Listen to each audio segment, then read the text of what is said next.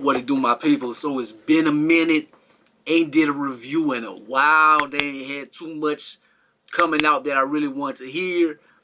I'm not gonna be reviewing like everything that drops anymore. Like I'm focusing my energy on something that I like. If it's somebody dope, I'ma review them. But I'm not reviewing like everything. Not anymore. But anyways, man, this is Big Sean, Detroit 2. This is 21 songs, an hour and 12 minutes runtime. Been waiting on this for a long time. I look forward to this. Wanted to see what Sean was gonna bring to the table. He's been talking about his mental health and all that for a long time. So I'm like, I know he about to come with it on this album. So let's see if he delivers. It starts off with track 1. Why Would I Stop? Gets on there popping his ish, aggressive flow, double time rapping and everything, solid joint. Number 2, Lucky Me, talks about how holistic medicine cured a heart problem when he was younger and stuff. Like they thought they was gonna have to do open heart surgery on him and stuff, but he went to like Dr. Sebi type cat and that fixed him up and everything, and so he must be lucky. And then the blessings of making it out the D and all that. Then the beat changes up, like maybe in the middle of the track or something, and he's spazzing on that hoe. Like he start wrecking that bitch, man.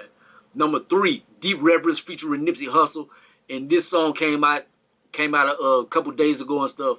Solid joint, very dope.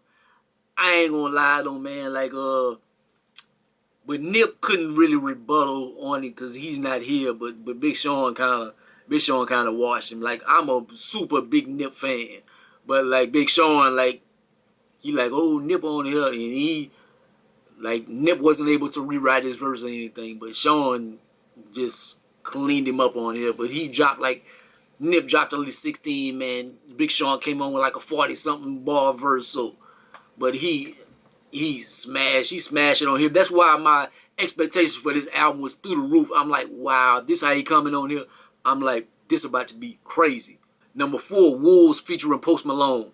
This one kind of tough, like the beat and everything tough. I could see some people might really mess with this or something.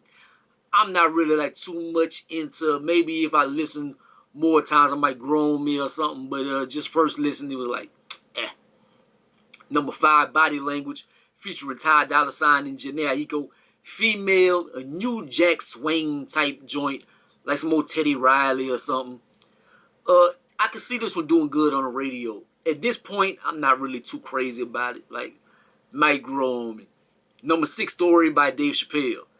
And Dave tells a skit about him bombing in Detroit. But it's real funny in Dave Chappelle own way and whatever. You know, Dave can say anything. It's going to be hilarious. But I just love to hear from Dave. And it's dope that he's on this album. Number 7, Harder Than My Demons.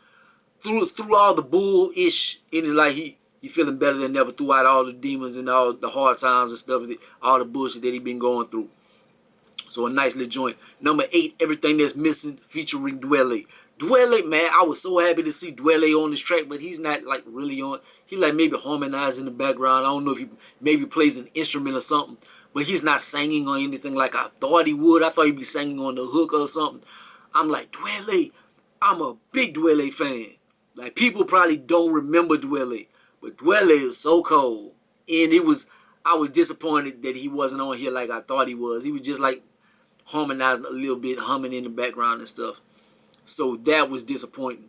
But this one dope. It reminds me of J. Cole, Love Yours. It's kind of like Big Sean's version. Number 9, ZTFO. Bounce track, but he's talking about how his energy chill.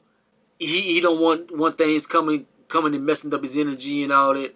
I'm not crazy about this one too much. It was alright. Number 10, Guard Your Heart featuring Anderson .Paak, Eerily Mac, and Wale. I love the beat and the vibe of it. Wale verse cold, and he throw a shot at Drew Brees on here. He talk about something about the Saints quarterback, but he's not Saint something. Saint a clothing line. I forgot the name of the clothes, but it's something. But Wale versus the coldest one on here, in my opinion.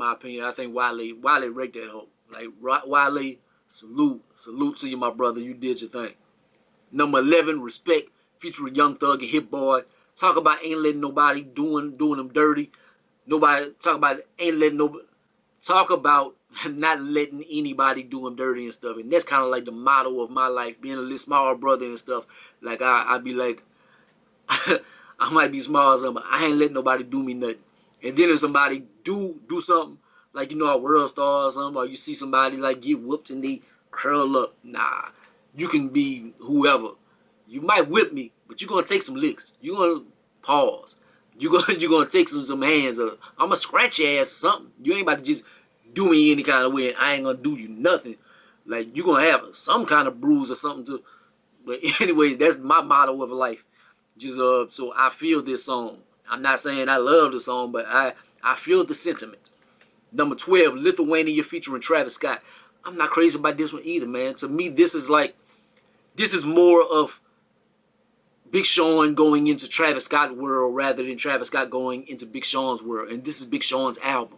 So I expect Travis Scott to concede to what Big Sean is doing rather than the opposite. But it's like Travis, like it's a Travis song that Big Sean rapping over.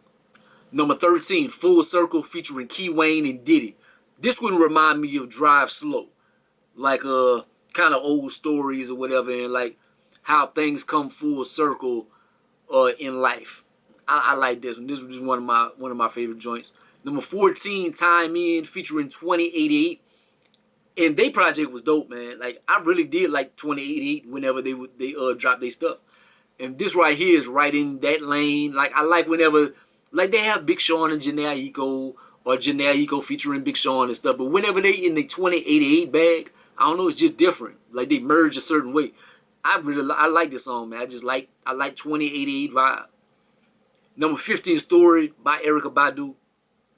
And she sounds so sexy on here. Man, she sounds so sexy. But she's talking about like how the D influenced her in music and like Motown and all that. So it's a real dope speech.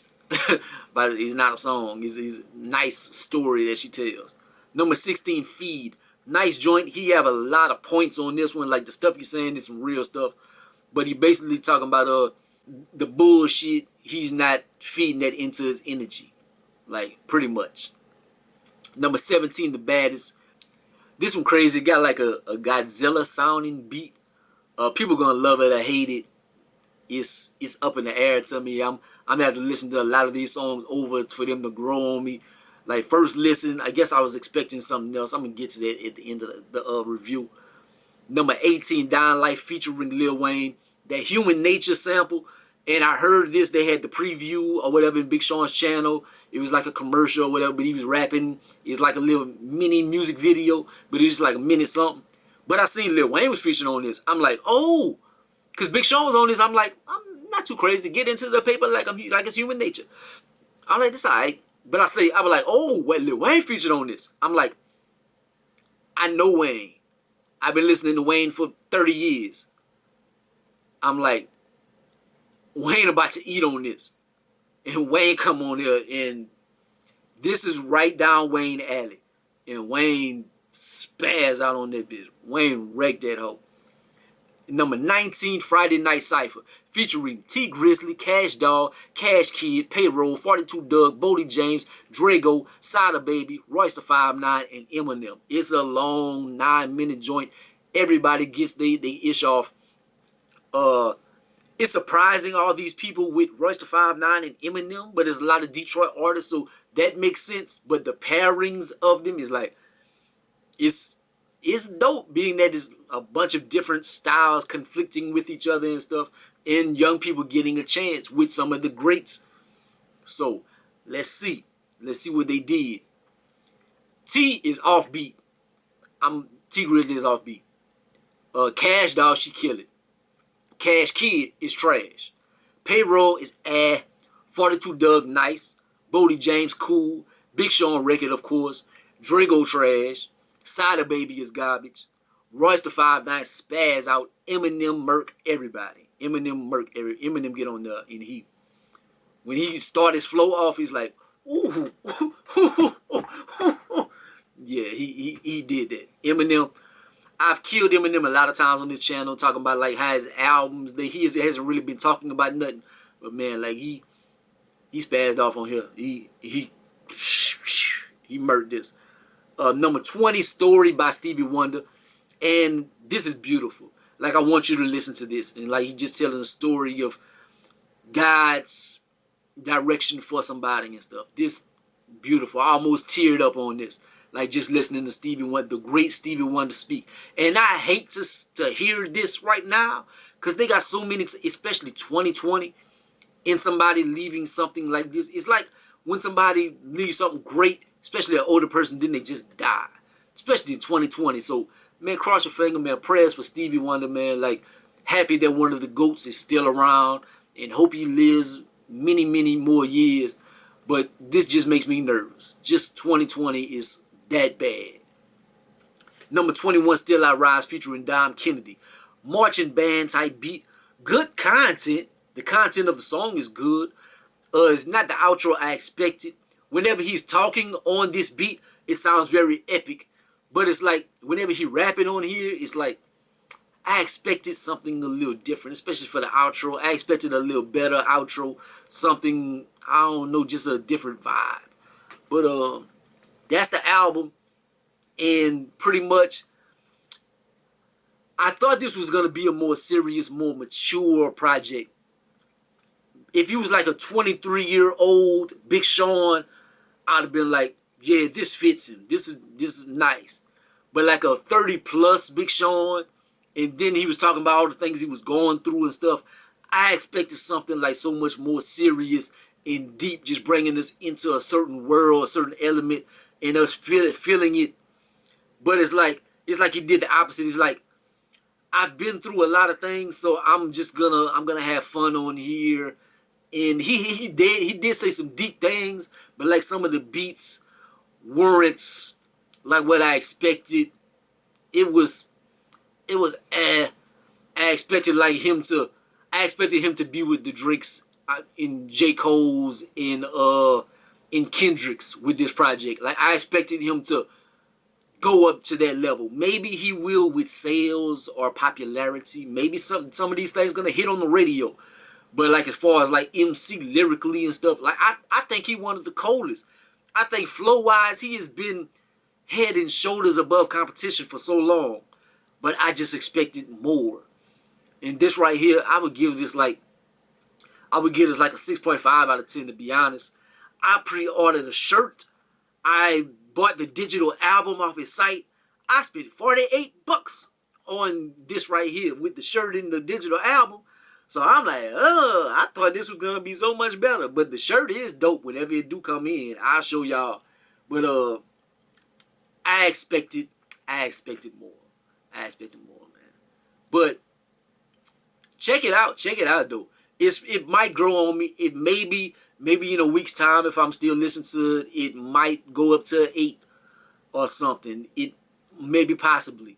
But like, as far as my expectations meeting reality, I give it a 6.5 out of 10, man. I hate to say that. But like, comment, subscribe. Gonna be the greatest or the most hated, man. Holla at your boy. Peace out.